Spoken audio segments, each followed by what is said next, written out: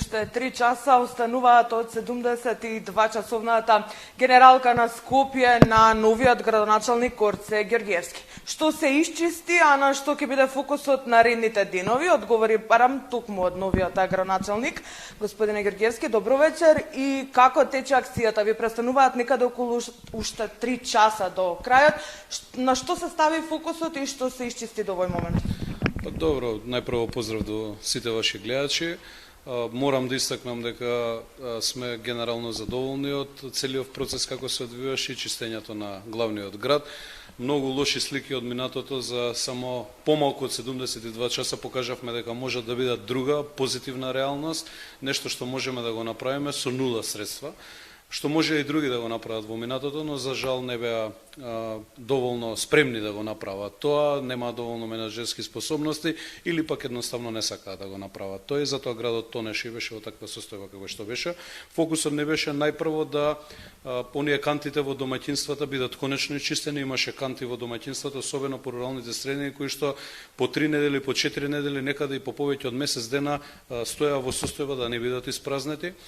Проблем имавме сериозен со мини депонии практично на секоја микролокација каде што имаше контејнери, особено во централното градско подрачје. Сето тоа е слика зад нас. Плоштадот знаете дека конечно после долги години е испран, исчистен како што треба, поставени се канделабри. Тоа се ситни работи, но покажавме дека за кратко време со нула средства можеме да го постигнеме ефектот да градот го добие сјајот што го заслужува. Кејот се целосно се чисти темелно, речното корито, оние наноси кои што беа собрани од земја со години кои што стоја, кои што не дозволува реката да има нормален тек, конечно се исчистени после толку време и останати мини депонии кои што постоја во населените места. Не завршува се денес. Јас кажав дека за почеток, за 72 часа ќе смениме сликата на градот и сметам дека успеавме тоа да го направиме, но воспоставуваме систем на континуитет во наредниот период, да никогаш повеќе не ни се случуваат оние грди слики од минатото, затоа што скопјани тоа не го заслужуваат, нашиот град не го заслужува тоа и ќе дадеме се од себе да нормално функционираме во наредниот период. Апсолутно е лоша состојбата во јавните претпријатија и тоа и граѓаните го знаат.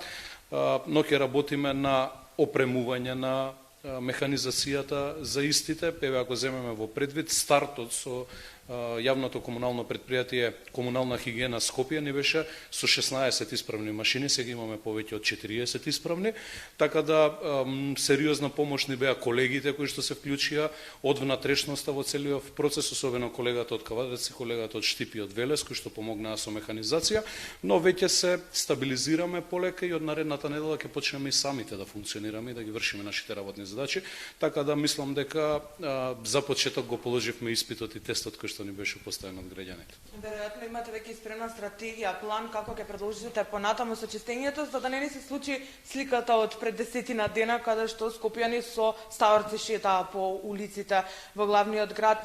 Механизацијата веќе напоменавте. Планирате ли со ребалансот на буџетот во градот да одвоите нешто плюс финансиски средства за доопремување и ставање во функција на она нефункционално во комуналната? Да, веќе во петок наредната недела, на крајот на наредната недела имаме ребаланс на буџетот. Освен ова што го планираме е поврзано со дел од опрема која што ќе обезбедиме и секако и полуподземни контејнери кои што планираме да ги обезбедиме за комуналната хигиена. Ќе следуваат и други проекти кои што беа во мојата програма, граѓаните дадоа поддршка за истите, но време е конечно да бидат реализирани затоа што скопјани ги очекуваат. Што се однесува на она што се случуваше во минатото, знаете како ќе споменам денеска еден ситен момент на промена, а тоа е онаа голема депонија кај гробиштата во Бутел. Таму не се работеше и не се третираше истата не 4, повеќе од 8 години на нас. Сега конечно е чиста, исправна таа површина и личи на паркинг која што му била намена и во минатото. Нормално е кога некој систем нема да функционира со години, дека ние од старт ќе се соочиме со потешкоти за да го доведеме сето тоа во нормала. Но покажавме сериозна подготвеност изминативе 72 часа. Мене многу ме радува што граѓаните се задоволни. де факто можело и ова и порано да се направи, но јас еве и во разговорите со граѓаните им објаснувам дека јас не сум имал можност за ова да го спроведам. Зошто? Затоа што друг раководеше и со градот, друг раководеше и со јавните претпријатија, а ние кога влегувавме како општини во процес да помогнеме, иако немаме таква механизација за помош, често пати бевме обвинувани, знаете дека бевме попречувани да го носиме отпадот во Дрисла, дури јас бев казнет во минатото, мојот колега екс градоначалник Тимчо Муцунски беше казнат и така натаму, што значи дека и кога ќе влегувавме во процес ние да помогнеме за граѓаните, за нашето население, од другата страна наидувавме на отпор, односно попречување на процесот. Де факто дека има темелни реформи во сите јавни претпријатија, тоа често пати го говорам, го споменувам, гледате и самите што се случи изминатиот период. Нема да има толеранција за било кој кој што несовесно се однесува на своето работно место, тоа подразбира оној кој што нема редовност на работата, оној кој што не ги исполнува работните задачи и оној кој што не одработува за тоа што граѓаните го плаќаат. Овде и мене, но и сите останати граѓаните ни дале шансе и што е најважно не плаќаат да работиме за нив. И тоа не е луксус и тоа треба како услуга да го добиваат граѓаните постојано. Почнавте од јавното претпријатие за градски превоз во Скопје, ЈСП. Од утре стартуваат 55 линии приватни, барем така најавивте вие. Каде ќе се обраќуваат и кога треба да го очекуваме тој нов возен ред, кој што не е променет со децении, за да не се преклопуваат некаде да има по 2 линии, а некаде па да се чека со часот? Ние ќе имаме целосна реорганизација на возниот ред. Она што сакам прецизно уште еднаш да го објаснам во јавноста, гледам дека поединци се трудат да го манипулираат тој момент. Значи, за приватните превозници има одлука донесено, но во минатото, од таа квота што е определена за нив, некој не потпишувал лиценци да исполнат квотата. Ние не носиме дополнително автобуси, туку оние кои што беа неисполнети во квотата, а се некаде околу 55, тие се надокнадуваат и се ставаат во функција да бидат за граѓаните.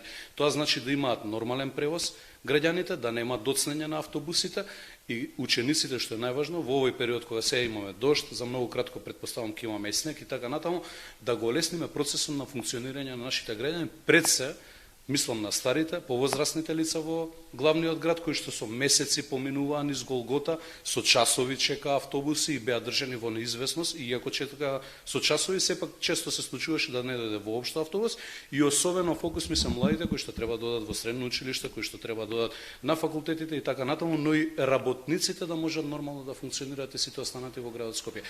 Така да во тој дел имаме сериозен фокус. Ќе направиме реорганизација на сите линии, затоа што повеќе децении не е направено истото. Према ширењето на градот Скопје нормално е да мора да се направи нова реорганизација на линиите. Тоа ќе го правиме во соработка со градоначалниците локални, но и со граѓаните кои што живеат, затоа што на крајот на денот мене ми е важно мислењето на граѓаните. Јас сум тука избран од граѓаните и моја задача и цел е да работам во интерес нивни, никако поинаку. Така што во наредниот период ќе имаме уште неколку, ете би рекол, новитети, условно кажано, кои што ќе следуваат во однос на реорганизацијата на јавното сообраќајно претпријатие ЈСП Скопје. Драго ми е што започнавме со процесот на градски воз и градба на пругата, што значи дека сето на што го говоре во кампањата за многу побрзо време, отколку што многумина очекуваа, отколку што многумина беа и скептици дека сето тоа е предизборно ветување, почнуваме да го реализираме и секако тука спаѓаат и автобусите кои што ги очекуваме од владата да стигнат на почетокот на наредната година. Така, за крај ви ве прашала, да очекуваат ли граѓаните, ве приближуваат новогодишните божикните празници, ќе биде ли Скопје конечно навремено украсено? Па да, планираме да го украсиме главниот град, сепак ние сме метропола, има многу дечиња кои што го чекаат тоа со години. Имало години кога имало пропусти во однос на тој дел, јас сметам дека Скопјани заслужуваат да имаме накитен град. Благодарам за разговорот. Коки, продолжуваме, остануваме практично на терен и продолжуваме да следиме акцијата генералката на главниот град. Секако најновите информации ги пренесуваме и во вестите во 20:15. Студио.